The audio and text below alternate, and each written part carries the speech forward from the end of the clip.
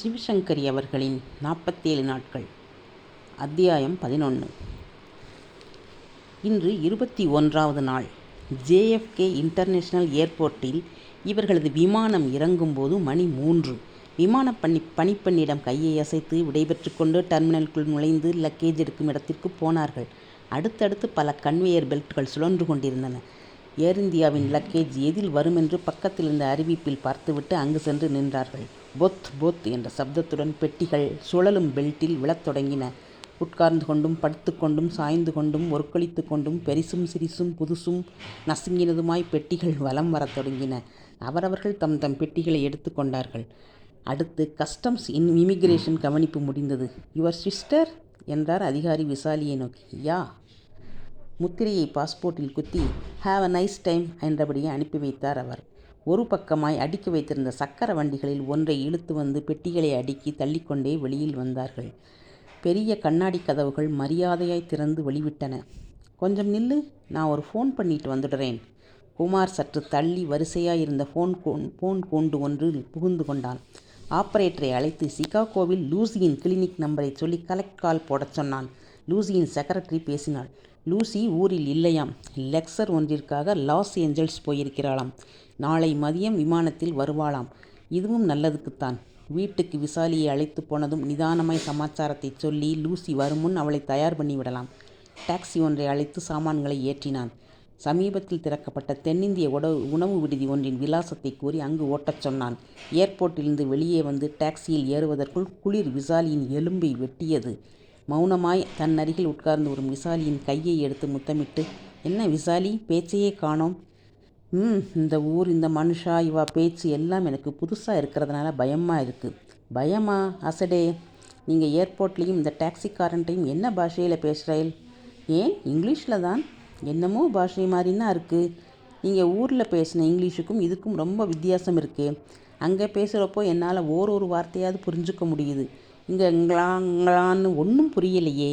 அடி சக்கை, இப்படி ஒரு அதிர்ஷ்டமா? இந்த பாஷை சுத்தமாக விசாலிக்கு புரியாதது இவனுக்கு நல்லது தானே. அமெரிக்கன் இங்கிலீஷ் வித்தியாசமாக இருக்கும். கொஞ்சம் மூக்கால் பேசுவா. ரா வார்த்தையை ழான்னு சொல்லுவா. சரி, இங்கே பாரு, அந்த கட்டடங்களையெல்லாம் நிமிர்ந்து உச்சியை பாரு. விசாலி கட்டடங்களை பார்த்தாள். குன்றுகளென குவிந்திருந்த பனியை பார்த்தாள். ரோட்டில் மனுஷர்கள் நடமாட்டம் அதிகமில்லை. ஆயிரம் கார்கள்தாம் வேக வேகமாய் விரைந்து கொண்டிருந்தன. என்னத்துக்காக இத்தனை ஸ்பீடாய் போகிறான் இந்த டிரைவர்? அந்த டாக்ஸி ஓட்டி ஒரு நீக்ரோ. அவனின் ஆகிருதியும் தலைமயிரும் வெள்ளை பற்களும் பெரிய கைகளும் விசாலிக்கு பயத்தை தந்தன.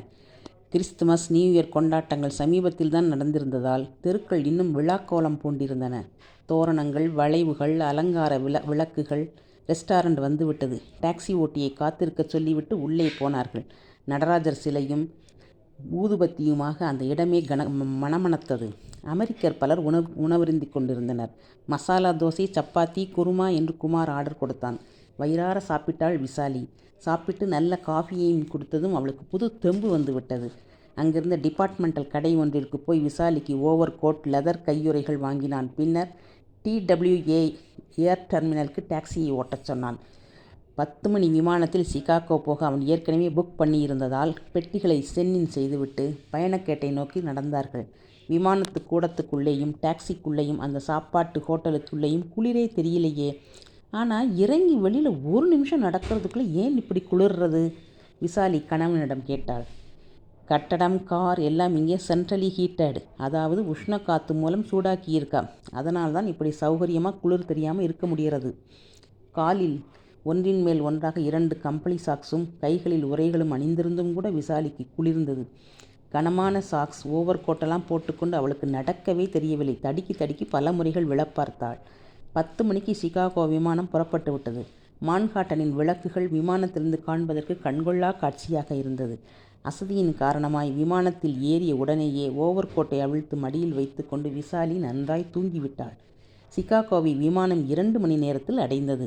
நியூயார்க் மணியை விட சிகாகோ மணி 1 மணி நேரம் குறைவாதலால் 11க்கு இவர்கள் ஓஹேர் விமானக்கூடத்தில் இறங்கிவிட்டார்கள். டாக்ஸியில் சாமான்களோடு வீட்டுக்கு வந்தபோது மணி 12:30. பெட்டிகளை உள் ஹாலில் வைத்தபின் கூடத்தில் விளக்குகளை போட்டான் குமார். அவனைத் தொடர்ந்து வந்த விசாலி இத்தனை பெரிய வீட்டுக்கு தான் சொந்தக்காரியாக இருப்போம் என்று நினைக்கவே இல்லை. என்ன விசாலி, அப்படியே மலைச்சிட்டேன், வா முதல்ல சூடா ஒரு கப் காஃபி சாப்பிடலாம். 2 உள்ளங்கைகளையும் பரபரவென்று தேய்த்து கொண்டே சொன்னான் குமார். இந்த வீடு நம்மளுதா? ம், நிஜமாவா? ம், எவ்வளோ பெருசாக இருக்குது. நீங்கள் இதை பற்றி ஒன்றுமே சொல்லலையே. உங்ககிட்ட பேசுகிறதுக்கு எத்தனையோ விஷயம் இருக்குது. நேரம் எங்கே இருந்தது? கல்யாணம் பண்ணிக்கிறதுக்கும் டிக்கெட் வாங்குறதுக்கும் புறப்படுறதுக்கும் தானே நேரம் சரியாக இருந்தது. சரி வா, சமையல் ரூமுக்கு போகலாம், ரொம்ப பேசலாம். ஒரு பெரிய டைனிங் ஹால், அழகான மேஜை, 10 பேர்கள் உட்கார்ந்து சாப்பிட்ற மாதிரி நாற்காலிகள், தாண்டி கொண்டு போனால் விஸ்தாரமான சமையலறை, காட்ரேஜ் பீரோ மாதிரி ஆரஞ்சு நிற ஃப்ரிட்ஜ், அதே நேரத்தில் குக்கர், டிஷ்வாஷர், அலமாரிகள், வட்டமான மேஜை, 4 நாற்காலிகள், ஆடும் நைலான் திரைச்சீலைகள், தொங்கும் பச்சை கொடி கொண்ட சட்டிகள், கொத்து விளக்கை போட்டதும் அறை பளபளத்ததும். இதுவா சமையல் ரூம்? எத்தனை சுத்தமாக அழகாக இருக்குது. ஒரு ஆம்பளையால் இத்தனை நன்னா வச்சுக்க முடியுமா? இதை மாதிரி எனக்கு தொடச்சி வச்சுக்க தெரியுமா? என்ன பிரம்ம பிடிச்சி நின்றுட்டேன், உட்காரு. அவளை நாற்காலியில் அழுத்தி விட்டு ஃப்ரிட்ஜிலிருந்து பால் எடுத்து சாஸ்பேனில் ஊற்றி அடுப்பில் வைத்தான். அது என்னது? பால். பெரிய ஜாடி மாதிரி இருக்கு. அது பூராவுமா பால்? ம், இப்போ ஏது பால்? யார் வாங்கி வச்சா? நீங்கள் தான் புறப்பட்டு வந்து ஒரு மாதம் ஆறதே. அதை பற்றி உனக்கு என்ன கவலை? காஃபி வேணுமா வேண்டாமா? இதை பார்த்தியா? இது ஃப்ரிட்ஜ், அது டீப் ஃப்ரீசர். இதில் எத்தனை நாள் வேணுமானும் சாமான்களை வச்சிருக்கலாம், கெடாது. பாலில் இன்ஸ்டன்ட் காஃபியை போட்டு சர்க்கரையுடன் கலந்து அவளிடம் ஒரு மக்கு கொடுத்து விட்டு தானும் ஒன்றை எடுத்துக்கொண்டு விசாலியின் எதிரில் உட்கார்ந்தான். காஃபி எப்படி? ஊதி குடித்தாள் விசாலி. எவ்வளோ நன்னா கலந்திருக்கேள். உங்களுக்கு இதெல்லாம் கூட தெரியுமா? ஆ, இதென்ன, நாளைக்கு உனக்கு மிளகு குழம்பு பண்ணி போடுறேன் பார், அசந்துடுவ. வேண்டாம் வேண்டாம், இத்தனை வருஷமாக தான் தனியாக சமைச்சு சாப்பிட்டு கஷ்டப்பட்டாச்சு. நான் வந்தப்புறமும் எதுக்கு சிரமப்படணும்? வேறு ஏதாவது சாப்பிட்றியா? பிரெட், பழம் நிறைய இருக்குது, பசிச்சா சொல்லு. விசாலி பசிக்கவில்லை என்று பெட்டிகளை தூக்கி கொண்டு மாடிக்கு போனார்கள். மெத்து மெத்தென்று கால் வைத்த இடமெல்லாம் கார்பெட். சினிமாவுக்கு போட்ட செட்டு மாதிரி இருந்தது வீடு. வாசலை பூட்டலையே, அப்படியே விட்டால் பரவாயில்லையா? கதவு சாத்திண்டா அது தானாகவே லாக் ஆகிடும். அப்புறம் வெளியிலேருந்து திறக்கணும்னா சாவி போட்டாத்தான் திறக்கும்.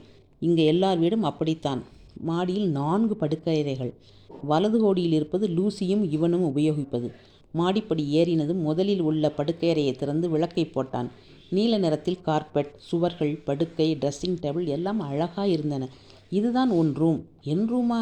அப்படின்னா உங்களுது? நமக்கு எதுக்கு தனித்தனியாக ரூம்? விசாலியின் கேள்விக்கு குமார் பதில் சொல்லவில்லை. இங்கே பாத்தியா, இதுதான் பாத்ரூம். இது டப். இதை திறந்தால் வெந்நீர் வரும். இதில் பச்சை தண்ணி. இது குமார் அவளுக்கு விளக்கினான். இப்போது படுத்துக்கலாம். காலத்தால் எழுந்ததும் உனக்கு மற்றதையெல்லாம் விவரமாக சொல்கிறேன், என்ன? விசாலி பட்டுப்புடவையை அவிழ்த்து விட்டு பாத்ரூமுக்குள் சென்று அலுப்பு தீர வெந்நீரில் குளித்து நைலான் புடவை ஒன்றை எடுத்து உடுத்தி கொண்டாள். மெத்தென்ற படுக்கையில் படுத்த சில நிமிஷங்களில் உறக்கத்தில் ஆழ்ந்து போனாள். நடுவில் ஒரு முறை குமார் அவளை எழுப்பி அவளிடம் காதல் செய்த பிறகு உடனே அவள் தூங்கிவிட்டாள். கணவனின் தோளில் தலையை பதித்து அவனை ஒரு கையால் இறுக அணைத்து உறங்கினாள். நிம்மதியாய் மனசெல்லாம் காதலில் கிளுகிளுக்க அமைதியாய் அமெரிக்காவில் தான் இந்த ஓர் இரவு மட்டும்தான் உறங்கப் போகிறோம் என்பதை அவளால் அப்போது எப்படி உணர முடியும்? தொடர்ச்சி அடுத்த அத்தியாயத்தில். தொடர்ந்து சப்ஸ்கிரைப் செய்து தொடருங்கள் நண்பர்களே. நன்றி.